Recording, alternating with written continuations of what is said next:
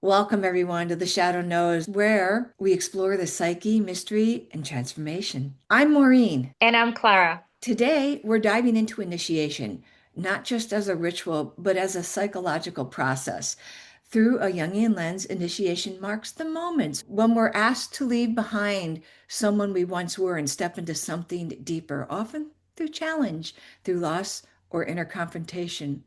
In the work of Carl Jung, these thresholds are essential to individuation, the lifelong process of becoming whole.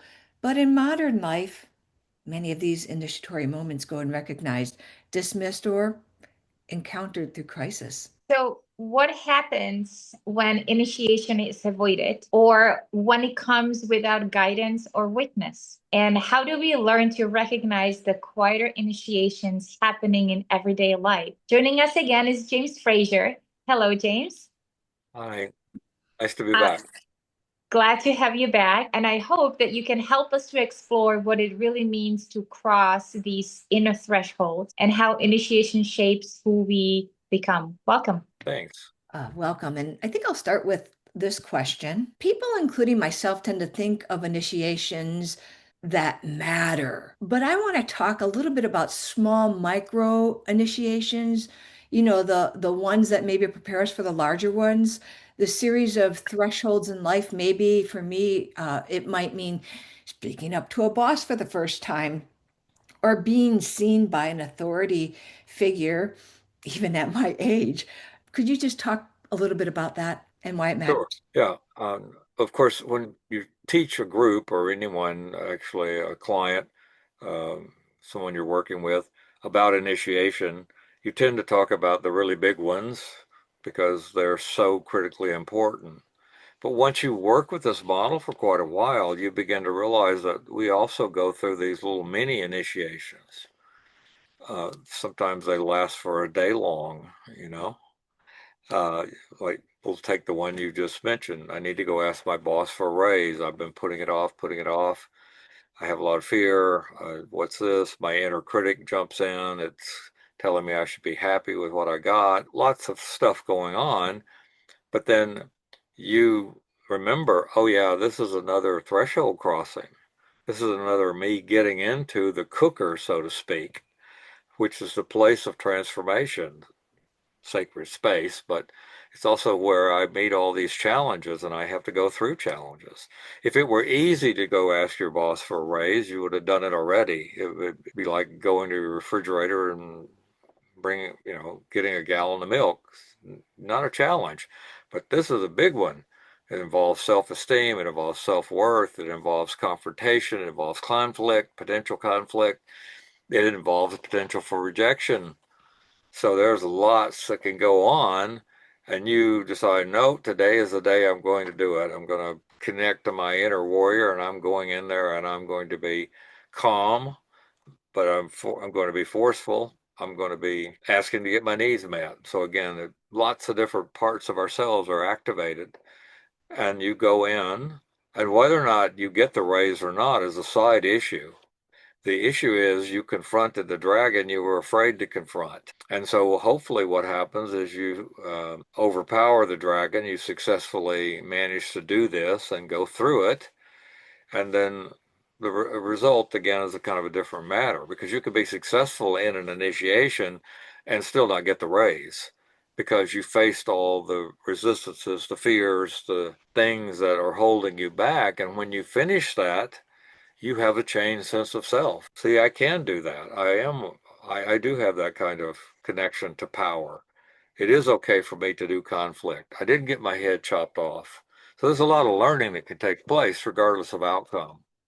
If you do it right, the odds are pretty good that you'll get some of your needs met. Yeah, I think I'd like to then just go right into the next question because I think it's a great segue into it. So I did have an experience some years back where I showed up fully and did a really good job, but I wasn't recognized while someone else was celebrated who was not doing their job. I was doing their job. And initially it hurt and it was in front of a large group of people, but I realized after the whole incident, I didn't even actually need that external validation. When I realized I didn't need it, it did feel like growth. So, from a Jungian perspective, would that be considered an initiation of sorts? And what made it work for me internally, even without that acknowledgement? And I'm sort of curious what happens psychologically when an initiation isn't acknowledged or even dismissed or shamed.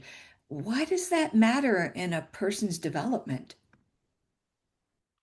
Okay, I'll try to address the first one. I may have to ask you to restate the second one, but the answer is, from my point of view, is clearly a yes. That was an initiation because it's quite possible that your ego self is focused on the outcome again, like I'm going to get this, but then the actual changed sense of self came about with, well, I don't need this external validation, which is a far more important gift to gain than if they had, in this instance, jumped up from their chairs and recognized you and immediately given you a 20% raise. But if you didn't change anything inside, then the next time you wouldn't have that kind of inner sense of changed sense of self. Not that outcomes are not important. I'm not trying to make that statement, but I'm just saying that one can go through an initiation and to the outer world, it appears to be a failure. To the inner world, however, it's not. I did a confrontation once with one of my mentors that turned out to be an absolute failure in the outer world, but it changed my inner sense of self to an enormous degree, and it allowed me to stay in integrity. And that was a far more important thing. I've never regretted that confrontation ever since then. And it was a pretty good sized loss for me. It wasn't just a minor thing. So yes, the first part, yes, you could go through the initiation and on the surface not get what you really intended or what you desired or what you wanted, but then it actually turns out you did experience a profound sense of self and empowerment even. And the more we can have a sense of our own validation, the less we're tiring our wagon to somebody else's horse. Oh, well, just what happens psychologically when an initiation isn't acknowledged or even dismissed or shamed? Why does that matter in a person's development? And I would also think that it matters how they have developed thus far when they encounter that. Well, it does matter because we do need, and we're suffering tremendously from lack of elders that can bless us. So to have our initiatory work blessed and acknowledged is just a really important thing. Part of this has to do with an increase in status.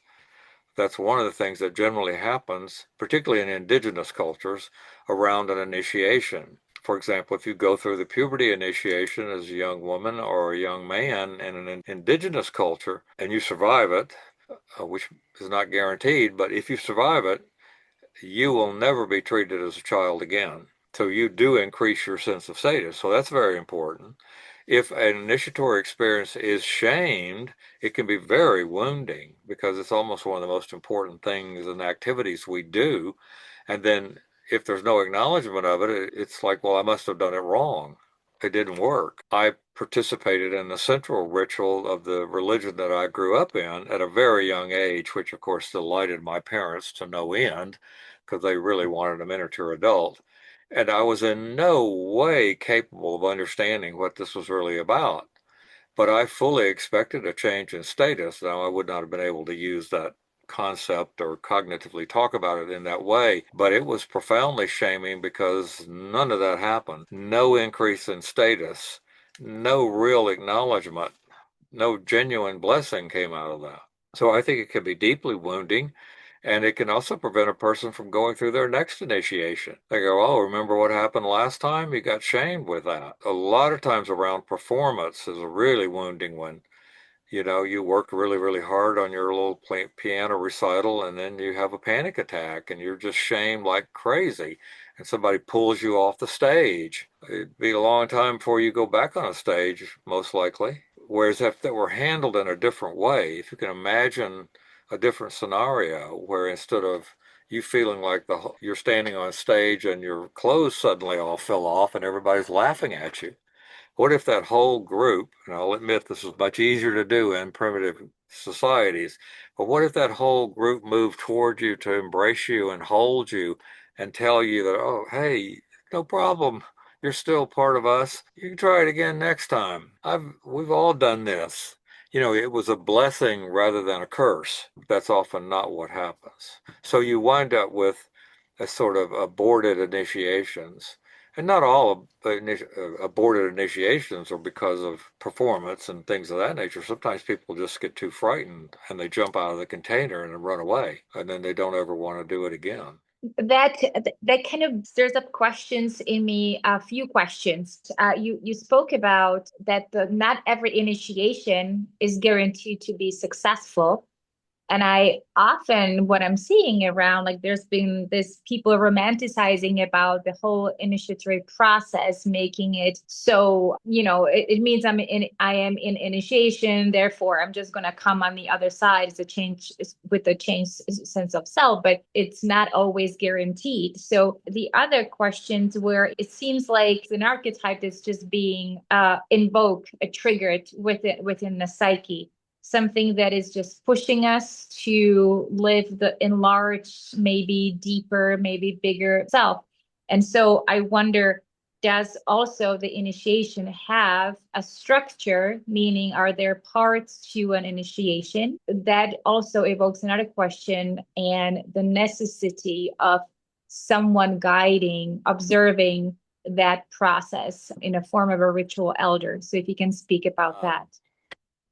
Simply, yes, of course, if every initiation was successful, then it really wouldn't be an initiation because it would just be, okay, well, every time we do this, it works, so people would get bored with it and, probably fade away. One of the main components of initiation is, one, you're thrown into disorientation. Your world collapses. Your fabric of your assumptive world rips. It's often precipitated by some loss or the need for some sacrifice. In the case of the puberty rituals, for example, what we have to sacrifice is childhood. And we're not doing that, by the way. You can see the net result of us not having that. But you have to sacrifice childhood. And then you have to take on these adult responsibilities, which are sometimes a lot of work and dangerous and difficult. So there is no guarantee in an initiation, even if you know a lot about initiations. Of course, if you know nothing about initiation and you have no container and no ritual elder, the odds are very stacked against you that that initiation is going to be successful. And one of the main ones we see is the call by the psyche, by the deepest psyche, for transformation, except people misinterpret that. They don't have any context for it in the modern world. So there's a kind of longing for youth that gets kicked up at midlife, for example, as when people start having plastic surgery. A lot of males buy red Corvettes to fulfill their childhood fantasy. Those are not initiations. They're pseudo initiations. And even if you go to a place that has, we do initiations on the door and business cards that say, initiation guide extraordinaire, call this number. There's no guarantee that you're going to really be in liminal space. That means that space that's actually potentially transformative. Again, we're so far away from this. It's probably been about 600 years in Western culture since we did conscious initiation. And I would defend this, actually. You could say, well, the Catholic Church has built into it the archetype of initiation. Actually, absolutely they do. The Christian Church has it built in, whether it's Protestant or Catholic, but the Catholics really, up until the 1500s, were the only Christian church. And the death rebirth motif is part and parcel of initiatory. They match exactly, as does our own birth process for those of you who are tuned into the perinatal level of the unconscious. These ancient peoples, because they live so close to nature, they experience life as going into periodic morbidity. In other words, things die. Every winter, everything dies. It all goes dormant. Then it comes back in the spring. And you find festivals and ritual practices and feast days. I meant to mention this about the Catholic Church. The Catholic Church actually has, it looks like a miniature Bible to a Baptist like myself, but it's called the Missional. I'm mispronouncing that probably. But it's like pretty much every day is some celebration of some saint or some feast or some festival or some religious holiday. So literally, if you were Catholic, you've got a built-in manual for ritual practice every day. Most of us don't have that, and certainly not the tribe I grew up in. So it is certainly known to us that they're, generally speaking, these rituals follow what we could even call the archetype of initiation. And why and when it gets constellated is as individual as humans. Sometimes people are seemingly almost forced into initiations beyond, and suddenly something draws them out of their normal, everyday, Monday life, and now they're either on an adventure or they are suffering and having to go through great loss. And I would argue grief truly done in ritualized process is absolutely a potential initiation. You are supposed to be going through some process that leaves you with a changed sense of self. That model we know very, very well from studying all the different kinds of initiations, and they all seem to have key components to them. One is this ripping of the fabric of your assumptive world. Our archetypal mix we come in with, our birth process imprints, our biography, our early childhood, especially learning experiences, our traumas, our belief system, our particular personality. That's what you would call the assumptive world. And that goes morbid, as these ancient cultures knew. And they also knew that if you had a tribal member whose world was going morbid, they needed to do something so they didn't go into deep, completely unbearable depressions. They actually call it loss of soul. And they would do ritualized process, often involving death and rebirth, particularly the major ones, to effect this change. We now know from transpersonal psychology, especially, and especially from the psychology of Stanislav Grof, that built into our every birth process, if it's a natural non-cesarean birth, are stages of that birth process. The first one is you're in paradise. Everything is, all your needs are met. And then if the second one is where birth starts and you literally kind of get thrown into hell. As you feel trapped, it's going to go on forever. There's nothing is right. Everything is wrong. You've gone from perfect bliss to perfect suffering and feeling that there's no exit, there's no way out of this ever. And then the third stage of birth is a real struggle through the birth canal, but then you have birth and death and sexuality all mixed into one.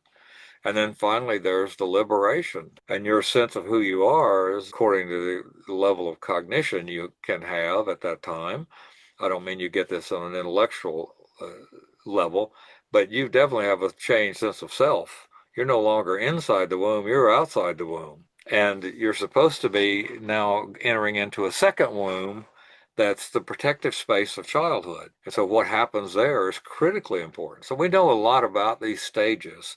We know about the call, as this also comes out of Joseph Campbell's work, The Hero's Journey. There's usually the call. Somehow it happens that your psyche or the universe provides something that calls you. For some people, it's to go on a long trip, go to a sacred place, go on pilgrimage, go questing. They don't know exactly why, but suddenly they get the idea they should go out to Sedona, these incredible desert spots. A third of the people going to Sedona are expecting to have a spiritual experience when they go there.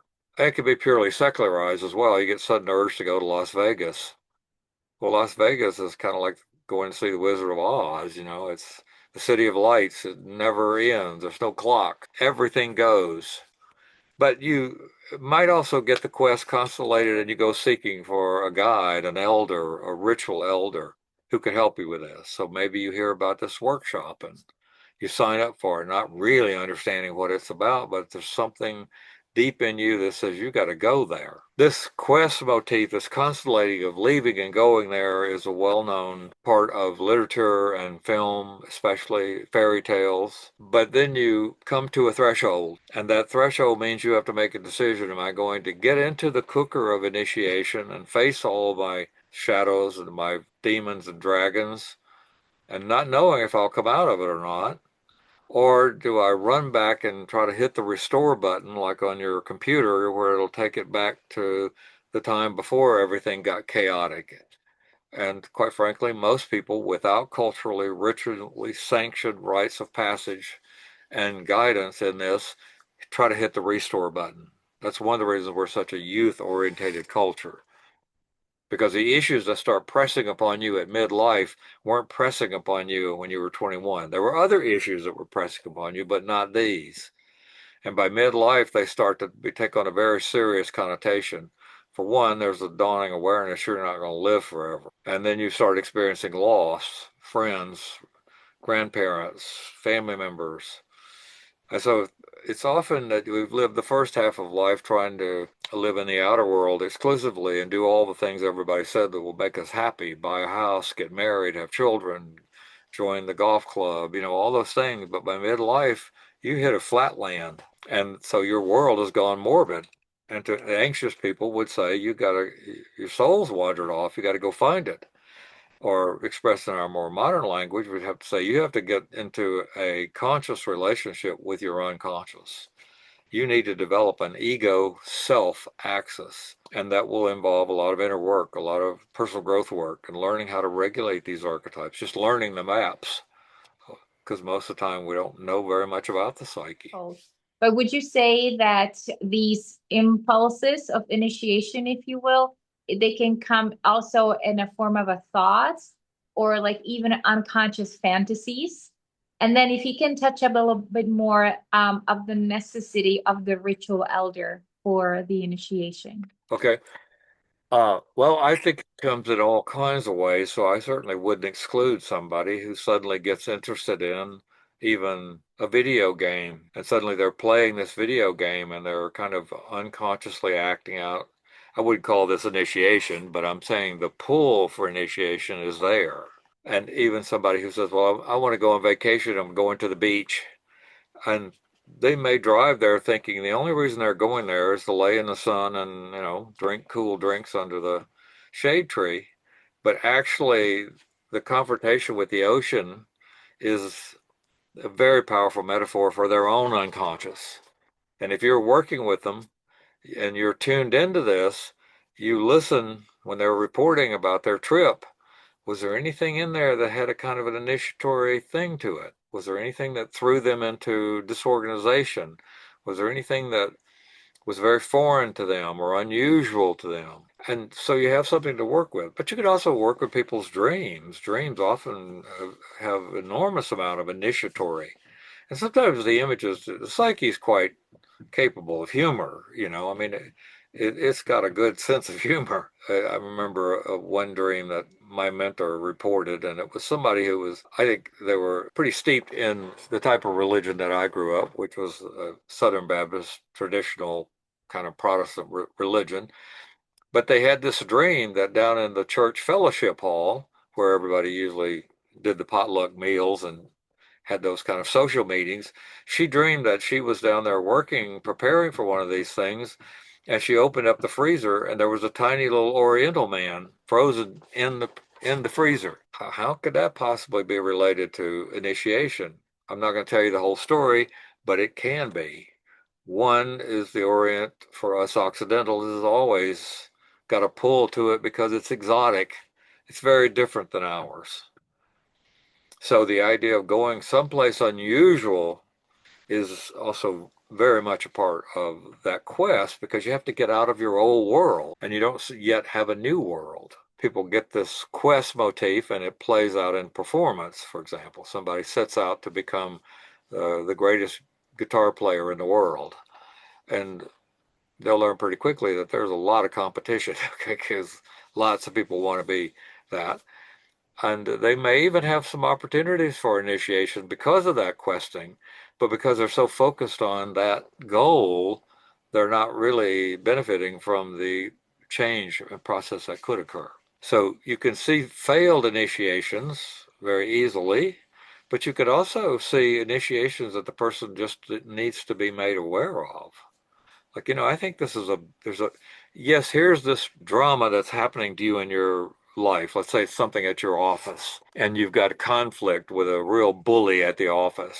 Well, actually what's going on there is your own psyche is pointing out the fact that you're not very skilled at dealing with bullies.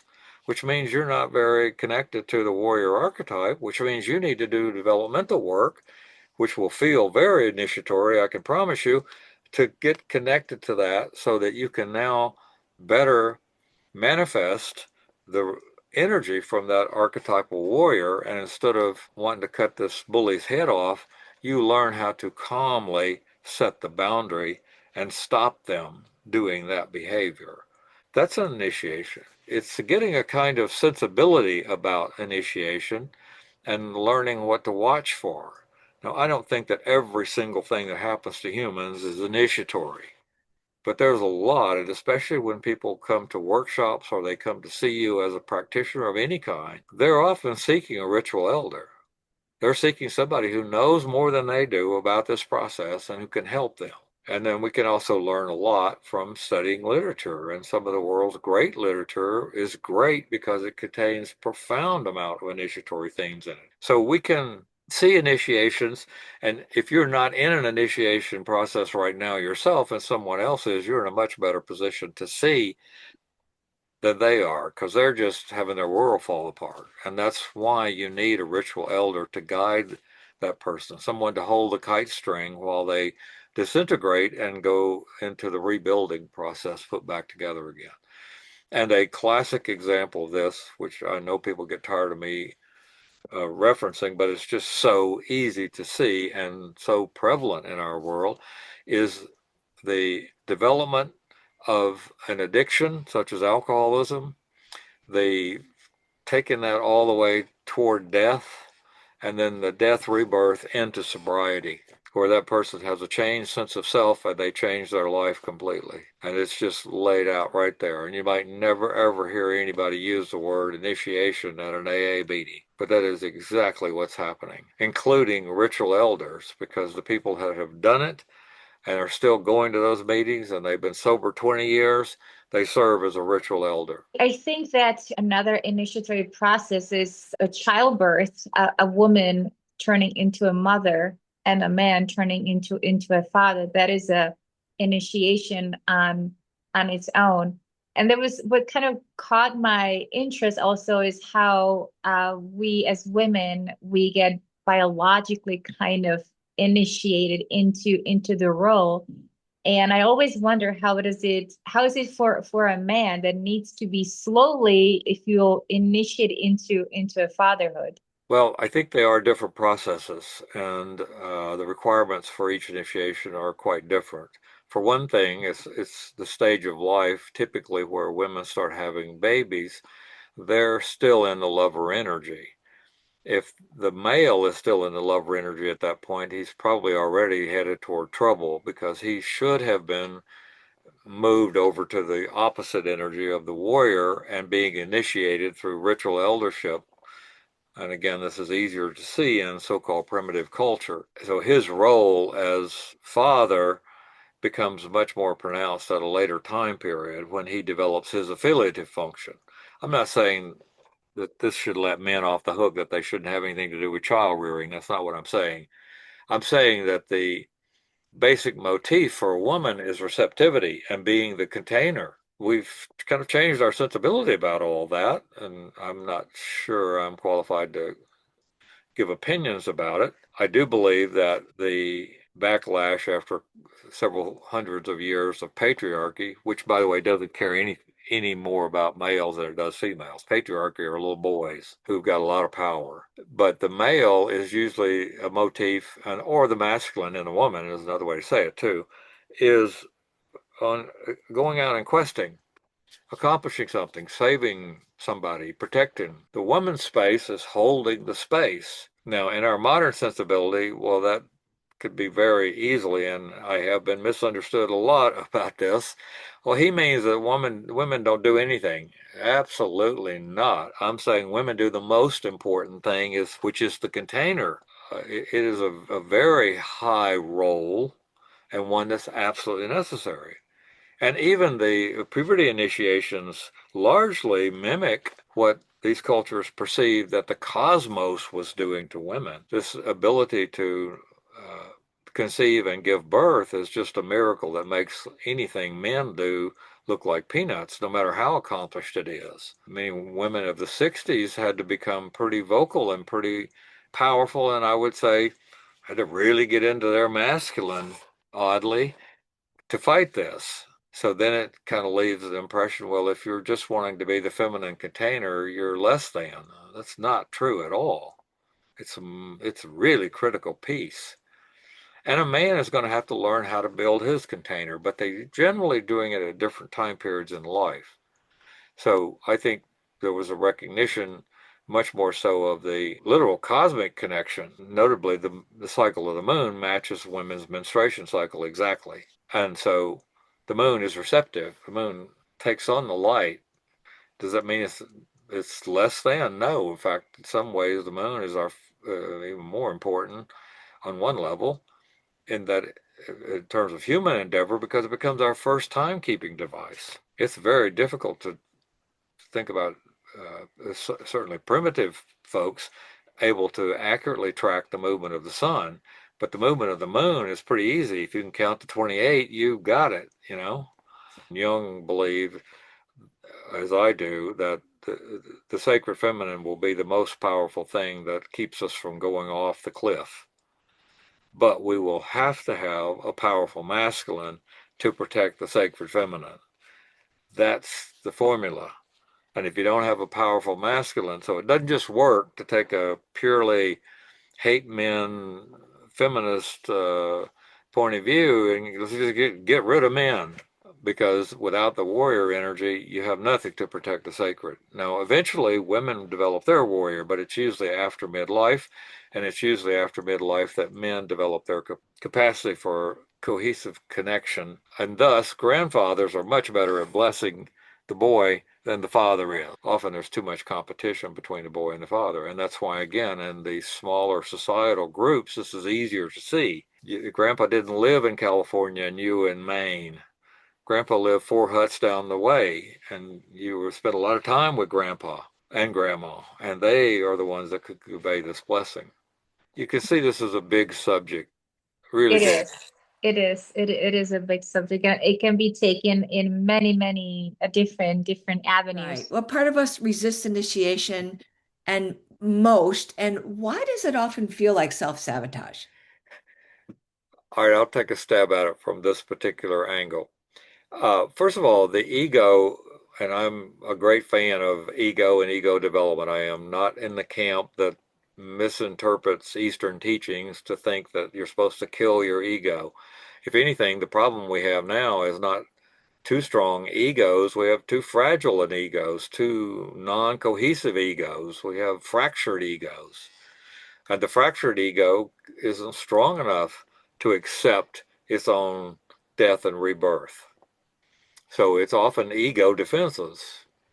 I guess we could even extend that to persona defenses in the sense that we have a mask, that we show the world, and especially if that's a role that I play in the world, I don't want anything damaging that. I'm busy polishing that so it's bright and shiny all the time. Well, initiation often involves us first loss, which is challenging. Secondly, in almost every initiation that I've ever seen, it brings up the shadow side of us. And so naturally, the ego, which is partly responsible for the stuff going into the shadow in the first place, doesn't want that, doesn't want to become aware of that. So it resists that. And then there's just a part of us that resists change. It's been said the only person that likes change is a baby with a wet diaper. The rest of us will have a bit of a pushback. If things could be terrible, but we'll still say, but yeah, but I know this one. In the case of addiction, you have a best friend. You don't want to give up that best friend because that you feel bad, you go to your best friend. It's always there, it's always available. Of course, it stopped working and its use has taken you into ever increasing psychopathologies. And eventually you hit alcoholics, people in AA call hitting the bottom, means you finally just get to a place where you're forced into doing initiation. It's either that or you die. Not everybody is presented with those stark a choice, but nevertheless, that can be what happens. So we all have resistances to initiations, and even if you've gone through many of them successfully, every new one that comes along, a part of you will go, do I have to do this one? Because it's going to bring up your shadow. It's going to bring up the places that you're still undeveloped. It's going to bring up knowledge about what you need to do to develop, and it'll be frightening and scary. So this is, again, a lot of people just would rather, if they start getting a feeling like they need to do something about initiation or change, they may just go to the refrigerator and grab a thing of ice cream and go sit down and watch television until it passes. There's a lot of failed initiations. That would be the thing I would point to. And again, I don't want to give people the idea that I think the ego is wrong. The ego's job is to keep all this stuff at bay. It's supposed to keep the unconscious and the collective unconscious out of our awareness. That's its job. But it also ultimately has to surrender to a greater self. So it has to get a relationship going. And this is where we have to start learning how to deal with the tension of the opposites. Because we definitely, if you do any kind of depth level work, this is what you discover. You may have a persona image that you're a very nice person, wouldn't hurt a fly, very nice. And then you get into this deep inner work, it turns out you've got a pretty nasty shadow that would really like to lash out and hurt some people. And occasionally, of course, it does. And then you feel badly and, oh, that's not me, I'm a nice girl. And you close it all back in the closet and it builds up even more. And then the next time it explodes, it's even bigger. So lots of us can resist it. The resisting is not the abnormal part, but this is where the ritual elder can come in. And it could be as simple as you're working with someone and you give them a science, not science, but you give them a project to do, an art project, and they keep coming in week after week telling you, no, they didn't do the project. And you, as the ritual elder, may have to eventually say, well, I've noticed a pattern. I've given you this assignment for 4 weeks in a row now, and every week you've come in with a different excuse about why you didn't do that. And so I'm wondering if we could look at what's behind that. What is your fear? What is your resistance? It may be something they're completely unaware of. Resistances are part and parcel of us being humans. But us doing an analysis on it can lead to profound insights. And sometimes people make connections about the most seemingly mundane things, and suddenly it sort of opens a window into something really, really deep. I hope that answers it somewhat. Oh, that answered great. Well, I mean, I feel like this is just a perfect segue, like how to start with it, because it just like pops up a question, the difference between a ceremony versus a ritual. James, what are your thoughts on that? I don't believe our culture really makes much distinction between. They think ceremony and ritual are the same thing. The really simplistic is that ceremony usually is done to honor something or to honor even a transition, but it's not thought of as something that has the potential for changing your sense of self. And so when you actually practice ritual in the deepest sense, you have the possibility of going all the way to the archetypal level of the psyche, whereas ceremony is pretty much going to stay on the persona ego level. Now, I'll admit that there's probably some argument to be made that some things that look ceremonial actually in practice are ritual, and vice versa, things that are presented as being ritual are actually ceremony. So, but very simply to me, ritual is the archetypal software that allows us to deal, is the cultural software that allows us to deal with the archetypal hardware. So humans have long, long, long been engaged in ritual process as either a way from divining what the gods were doing or what the gods wanted, or to show that they were honoring the gods, or to ask for um, salvation, redemption, relief, healing. I mean, all the different ways people have tried to communicate. There's just been this enormous sensibility that ritual process is the fastest and most efficacious way to do that. Now, they probably wouldn't have gotten up and given you a lecture about Jungian archetypes or anything of the nature, but there's a sensibility that you needed to do ritual process for a variety of reasons, and so it develops into tradition, but not just tradition for the sake of doing it. So this is where you can also kind of lose connection to the meaningful ritual and still be doing the process. I'll give you one. We cut down massive numbers of evergreen trees and bring them indoors every Christmas. Why do we do that? Well, it's more ceremony now, I would say, and I doubt very seriously that very many people could tell you what's behind it. A few would kind of guess, oh, it's to brighten up the winter, because we're going to enter into winter, so to bring something evergreen. A person, perhaps, say like Maureen, might take that a step farther and say, well, the evergreen represents the eternal life because it's always green. It doesn't die in the normal cycle of things. Uh, but I would say that probably initially was a very powerful ritual process that then kind of gets degraded over time and turns into a ritual process. And then again, some people think of ceremony like graduation from college. I would argue that's ceremony. Very, very few people expect to go to their college graduation and be transformed, or to have their sense of self changed, or to face initiatory tasks like the two dragons at the gates that they have to get through before they get in. You see what I'm saying? So they're profoundly different.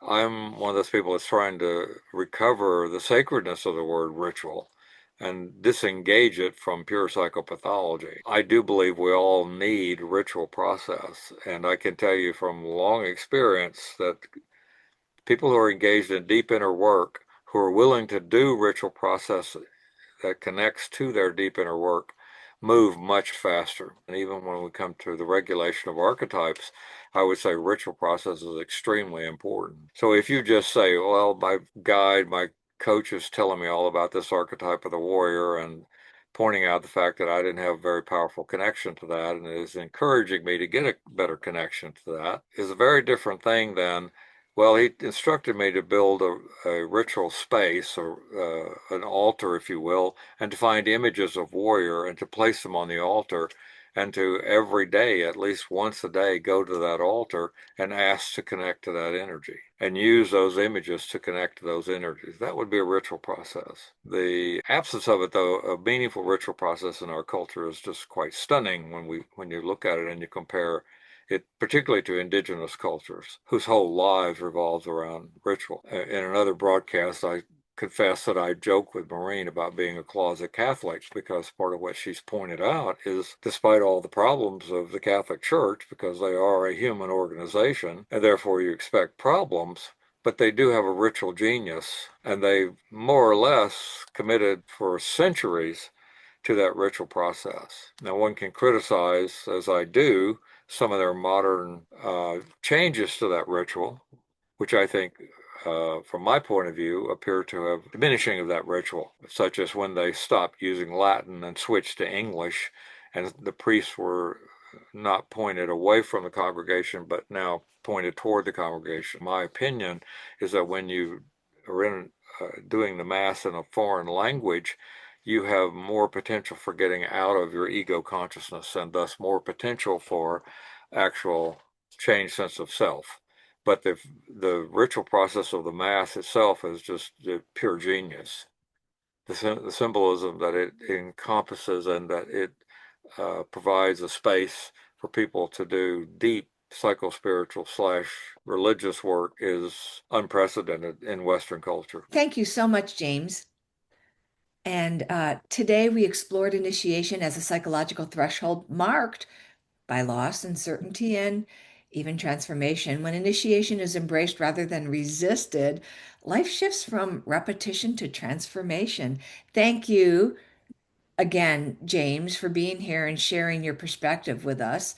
If this episode resonated with you, we invite you to subscribe, share, and continue the conversation. So face your shadow and may the wisdom guide you home. And remember, the shadow knows. Thanks, everybody.